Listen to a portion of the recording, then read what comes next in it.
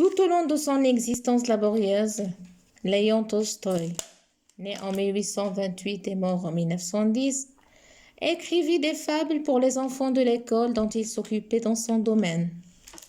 L'histoire d'aujourd'hui, Le roi et le faucon, raconte comment un faucon paya de sa vie sa bonne action.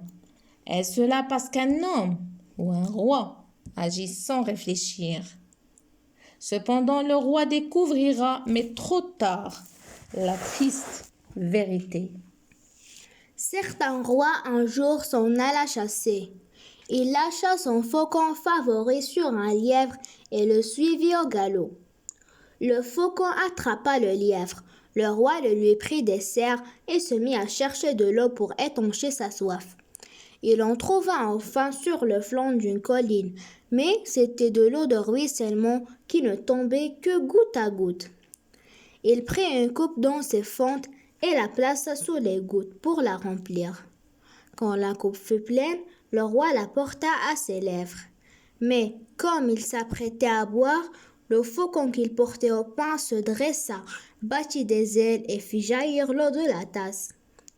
Le roi tança le faucon, remit la coupe sous la gouttière et attendit qu'elle fût remplie jusqu'au bord. Cette fois encore, comme il la portait à ses lèvres, le faucon battit des ailes et répandit l'eau.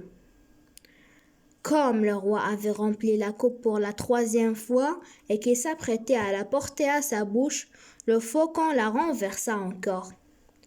Le roi se mit en colère, ramassa une pierre, frappa le faucon de toutes ses forces et le tua. C'est alors que les serviteurs du roi arrivèrent sur leurs chevaux.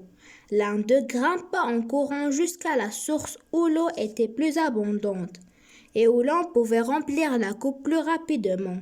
Mais il revint précipitamment, la coupe vide à la main, en s'écriant: « Il ne faut pas boire de cette eau, il y a un serpent dans la source et il y a dégorgé son venin. Si vous en aviez bu, vous étiez un homme mort. » « J'ai bien mal récompensé le faucon, » dit le roi tristement. « Il m'a sauvé la vie, et moi, je l'ai tué. »